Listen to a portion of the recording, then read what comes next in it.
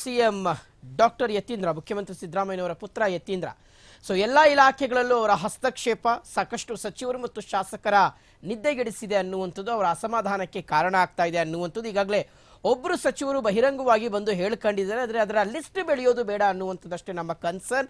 Already ಈಗ ಒಂದಷ್ಟು ಜನ ನಾಯಕರು ಹೈಕಮಾಂಡ್ ನಾಯಕರಿಗೆ ಮೌಖಿಕವಾಗಿ ದೂರನ್ನ ಕೊಟ್ಟಿದ್ದಾರೆ ಅಂತ ಹೇಳಲಾಗ್ತಾ ಇದೆ.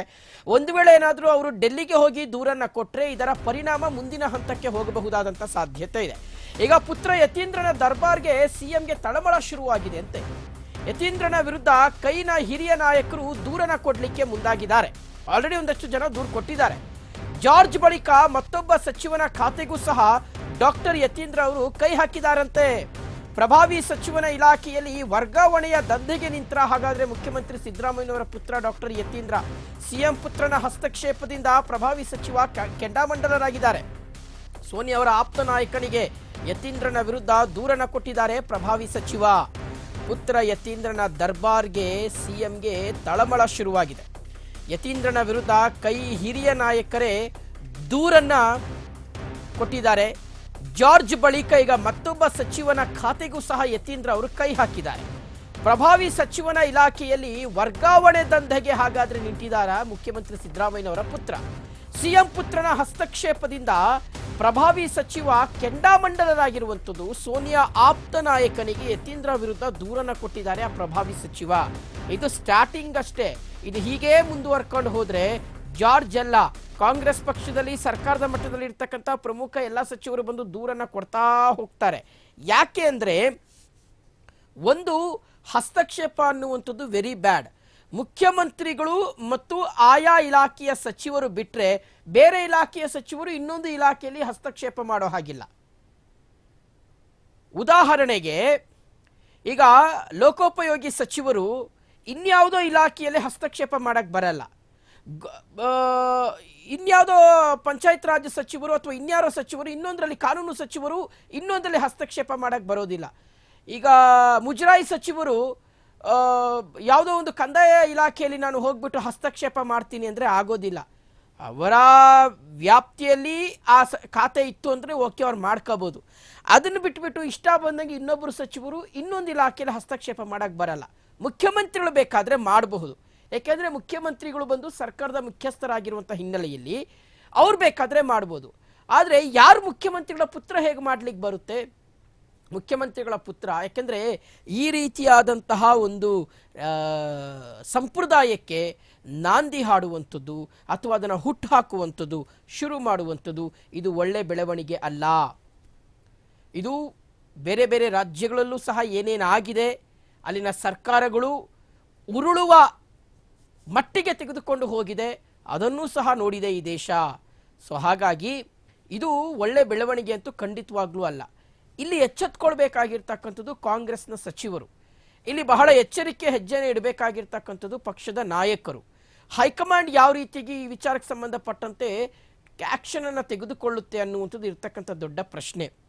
ಇದು ದೊಡ್ಡ ಮಟ್ಟದ ಆ್ಯಕ್ಷನ್ ಅನ್ನು ತೆಗೆದುಕೊಳ್ಳಬಹುದಾದಂಥ ಸಾಧ್ಯತೆ ಎಷ್ಟರ ಮಟ್ಟಿಗಿದೆ ಅಂತ. ಯಾಕೆಂದರೆ ಈಗ ನೋಡಿ, ಆಲ್ರೆಡಿ ಡಿ.ಕೆ. ಶಿವಕುಮಾರ್ ಅವರು ದೂರು ಕೊಟ್ಟ ಹಿನ್ನೆಲೆಯಲ್ಲಿ ಒಬ್ಬರು ಸಚಿವರ ತಲೆದಂಡ ಈ ಹಿಂದೆ ಆಗಿರ್ತಕ್ಕಂಥದ್ದನ್ನು ನಾವು ನೋಡಿದ್ದೀವಿ. ಸೊ ಈಗ ಯತೀಂದ್ರ ಅವರ ವಿಚಾರಕ್ಕೂ ಸಹ ಇದು ತೀರಾ ವಿಕೋಪಕ್ಕೆ ಹೋಗುವವರೆಗೂ ಸಹ ಹೈಕಮಾಂಡ್ ಬಿಟ್ಕೊಳ್ಬಾರ್ದು ಅಂತ. ಯಾಕೆಂದರೆ ಹೈಕಮಾಂಡ್, ಕಾಂಗ್ರೆಸ್ ಹೈಕಮಾಂಡ್ ಕೆಲವೊಂದು ವಿಚಾರಗಳನ್ನು ಸ್ವಲ್ಪ ಲೈಟಾಗಿ ತಗೊಳ್ಳುತ್ತೆ. ಉದಾಹರಣೆಗೆ ಈ ನಾಯಕತ್ವ ಬದಲಾವಣೆಯ ವಿಚಾರ ನೋಡಿ. ಒಂದು ಕಡೆ ರಾಜ್ಯದಲ್ಲಿ ದಿನ ಬೆಳಗಾದರೆ ಬರೀ ನಾಯಕತ್ವ ವಿಚಾರಕ್ಕೆ ಸಂಬಂಧಪಟ್ಟಂತೆ ಚರ್ಚೆ ಆಗ್ತಾ ಇದೆ. ನವೆಂಬರ್ ಕ್ರಾಂತಿ ಆಯಿತು, ಸಂಕ್ರಾಂತಿ ಕ್ರಾಂತಿ ಆಯಿತು, ನಾಯಕತ್ವ ಬದಲಾವಣೆ ವಿಚಾರದ ಚರ್ಚೆ ಪ್ರತಿನಿತ್ಯ ನಡೀತಾನೆ ಇದೆ. ಹೈಕಮಾಂಡ್ ಮಾತ್ರ ತಲೆ ಕೆಡಿಸ್ಕೊಳ್ತಾ ಇಲ್ಲ. ಹೈಕಮಾಂಡ್ ನಾಯಕರು ಅವ್ರ ಪಾಡಿಗೆ ಅವ್ರು ಇದ್ದಾರೆ. ಆದರೆ ಒಂದು ಕಡೆ ಎರಡೂ ಬಣದ ನಾಯಕರು ಮಾತ್ರ ಪ್ರಮುಖವಾಗಿ ಒಂದು ಬೇಡಿಕೆಯನ್ನಂತೂ ಮುಂದಿಟ್ಟಿದ್ದಾರೆ. ಅದೇನು ಅಂತ ಅಂದರೆ ಹೈಕಮಾಂಡ್ ಒಂದು ಸ್ಪಷ್ಟ ನಿರ್ಧಾರವನ್ನು ತಿಳಿಸಲೇಬೇಕು. ಅವ್ರ ಪಾಡಿಗೆ ಅವ್ರು ತೆಪ್ಪಗಿದ್ದು ಬಿಟ್ರೆ ಇಲ್ಲಿ ಏನಾಗ್ತಾ ಇದೆ, ಈ ಗೊಂದಲ ಬಗೆಹರಿಸೋದು ಯಾರು ಅನ್ನುವ ರೀತಿಯಾದಂಥ ಪರಿಸ್ಥಿತಿ ಇದೆ. ಸೊ ಹಾಗಾಗಿ ಹೈಕಮಾಂಡ್ ನಿರ್ಧಾರವನ್ನು ತೆಗೆದುಕೊಳ್ಬೇಕು ಅನ್ನೋಂಥ ಒಂದು ಆ ರೀತಿಯಾದಂಥ ಅಭಿಪ್ರಾಯವನ್ನು ಅವರು ವ್ಯಕ್ತಪಡಿಸ್ತಾ ಇದ್ದಾರೆ. ಇದೆಲ್ಲದರ ನಡುವೆ ಈ ಯತೀಂದ್ರ ಸಿದ್ದರಾಮಯ್ಯನವರ ಈ ಹಸ್ತಕ್ಷೇಪ ಇದೆಯಲ್ಲ ವಿವಿಧ ಇಲಾಖೆಗಳಲ್ಲಿ, ಇದಕ್ಕೂ ಸಹ ಹೈಕಮಾಂಡ್ ಫುಲ್ ಸ್ಟಾಪ್ ಅನ್ನು ಹಾಕಬೇಕು. ನಾಯಕತ್ವ ಬದಲಾವಣೆ ವಿಚಾರಕ್ಕೆ ಯಾವ ರೀತಿ ನೀವು ದಿವ್ಯ ಮೌನಕ್ಕೆ ಶರಣಾಗಿದ್ದೀರಲ್ಲ ಆ ರೀತಿಯಾದಂಥ ಒಂದು ಸೈಲೆನ್ಸಿಗೆ ನೀವೇನಾದರೂ ಹೋಗಿಬಿಟ್ರೆ ಪರಿಣಾಮವನ್ನು ಕಾಂಗ್ರೆಸ್ ಹೈಕಮಾಂಡ್ ಎದುರಿಸಬೇಕಾಗುತ್ತೆ. ಸಣ್ಣದಾಗಿರುವಾಗಲೇ ಸಮಸ್ಯೆನ ಬಗೆಹರಿಸ್ಕೊಳ್ಬೇಕು. ಈಗ ಒಬ್ಬರಿಬ್ರು ಬಂದವ್ರೆ ಸಚಿವರು, ಈಗ ನೆಕ್ಸ್ಟ್ ಬರಕ್ಕೆ ಶುರು ಮಾಡ್ತಾರೆ. ಒಂದಷ್ಟು ಜನ ಸಾಲು ಸಾಲು ಸಚಿವರು ಬಂದು ದೂರು ಕೊಡಕ್ಕೆ ಶುರು ಮಾಡ್ತಾರೆ. ಅಷ್ಟೇ ಅಲ್ಲ, ಅವರು ಹಿಂದ್ಗಡೆ ಶಾಸಕರು ಬಂದುಬಿಡ್ತಾರೆ. ಹಿಂಗೆ ಮಾಡ್ತವ್ರೆ ಯತೀಂದ್ರ ಸಿದ್ದರಾಮಯ್ಯನವರು ಅಂತ. ಮುಖ್ಯಮಂತ್ರಿಗಳು ಯಾರು ಸಾರ್, ಸಿದ್ದರಾಮಯ್ಯನವರ ಅಥವಾ ಯತೀಂದ್ರ ಅವರ ಅಂತ ಕೇಳಕ್ಕೆ ಶುರು ಮಾಡ್ತಾರೆ ಆಮೇಲೆ.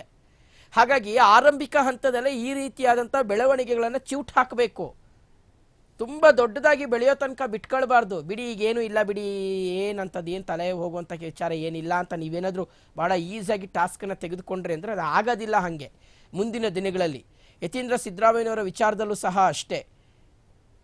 ನಿಜಕ್ಕೂ ಸಹ ಸಿದ್ದರಾಮಯ್ಯನವರು ಯತೀಂದ್ರ ಸಿದ್ದರಾಮಯ್ಯನವರನ್ನ ಆ ರೀತಿಯಾಗಿ ಅಧಿಕಾರಶಾಹಿ ಸ್ಥಾನದಲ್ಲಿ ನೋಡಬೇಕು ಅಂದರೆ ಮಂತ್ರಿ ಮಾಡಲಿ ಬಿಡಿ, ಅವ್ರ ಮಗನ್ನ ಮಂತ್ರಿ ಸ್ಥಾನ ಕೊಡಿ, ಆಮೇಲೆ ನೋಡೋಣ. ಅದನ್ನು ಬಿಟ್ಬಿಟ್ಟು ಇವರೇ ಹೈಕಮಾಂಡ್ ರೀತಿಯಾದಂಥ ಹೇಳಿಕೆಗಳನ್ನು ಕೊಡೋದು, ವಿವಿಧ ಇಲಾಖೆಗಳಲ್ಲಿ ಹಸ್ತಕ್ಷೇಪ ಮಾಡೋದು, ಪಾಪ ಅವರು ಸಚಿವರು ರಾಜೀನಾಮೆ ಕೊಡುವ ಹಂತಕ್ಕೆ ತೆಗೆದುಕೊಂಡು ಹೋಗಿ ನಿಲ್ಲಿಸುವಂಥದ್ದು ಇದೆಯಲ್ಲ, ಇದು ಪಕ್ಷದಲ್ಲಿ ಮತ್ತು ಸರ್ಕಾರದಲ್ಲಿ ಸಾಕಷ್ಟು ಗೊಂದಲವನ್ನು ಉಂಟು ಮಾಡುತ್ತೆ ಅನ್ನುವಂಥದ್ದು. ಸೊ ಈ ನಿಟ್ಟಿನಲ್ಲಿ ಒಂದಷ್ಟು ಜನ ಸಚಿವರು ಈಗಾಗಲೇ ಅಸಮಾಧಾನಗೊಂಡಿದ್ದಾರೆ. ಡಿ ಕೆ ಶಿವಕುಮಾರ್ ಅವರಂತೂ ಬಹಳ ಸ್ಮಾರ್ಟಾಗಿ ಮೂವ್ ಮಾಡ್ತಾ ಇದ್ದಾರೆ. ಯಾಕೆಂದರೆ ಅವ್ರಿಗೆ ಗೊತ್ತಿದೆ ಯಾವ ಸಂದರ್ಭದಲ್ಲಿ ಏನು ಮಾಡಬೇಕು ಅನ್ನುವಂಥದ್ದು. ಮತ್ತು ಡಿ ಕೆ ಶಿವಕುಮಾರ್ ಅವರು ಬೀಂಗೆ KPCC ಅಧ್ಯಕ್ಷರಾಗಿ ಅವರಿಗೆ ಅಧಿಕಾರ ಇದೆ ಕ್ರಮವನ್ನು ತೆಗೆದುಕೊಳ್ಳೋದಕ್ಕೆ. ಪಕ್ಷದ ಚೌಕಟ್ಟನ್ನು ಮೀರಿದರೆ, ಪಕ್ಷದ ಶಿಸ್ತನ್ನು ಉಲ್ಲಂಘಿಸಿದರೆ ಯಾರ ವಿರುದ್ಧ ಬೇಕಾದರೂ ಕ್ರಮವನ್ನು ಕೈಗೊಳ್ಳುವಂಥ ಅಧಿಕಾರ KPCC ಅಧ್ಯಕ್ಷರಿಗಿದೆ. ಆದರೆ ಮುಖ್ಯಮಂತ್ರಿಗಳ ಪುತ್ರ ಅನ್ನೋ ಕಾರಣಕ್ಕೋಸ್ಕರ ಎಲ್ಲೋ ಒಂದು ಸ್ವಲ್ಪ ಕರ್ಟಿಸಿ ತೋರಿಸಬಹುದು ಅಷ್ಟೇ. ಆದರೆ ತೀರಾ ವಿಕೋಪಕ್ಕೆ ಹೋದರೆ ಎಂಥವರಾದರೂ ಕ್ರಮವನ್ನು ಕೈಗೊಳ್ಳಲೇಬೇಕಾಗುತ್ತೆ. ಸೊ ಆ ರೀತಿಯಾದಂಥ ಒಂದು ಕ್ರಮವನ್ನು ಕೈಗೊಳ್ತಾರಾ ಅನ್ನುವಂಥದ್ದು ಈಗಿರ್ತಕ್ಕಂಥ ದೊಡ್ಡ ಪ್ರಶ್ನೆ.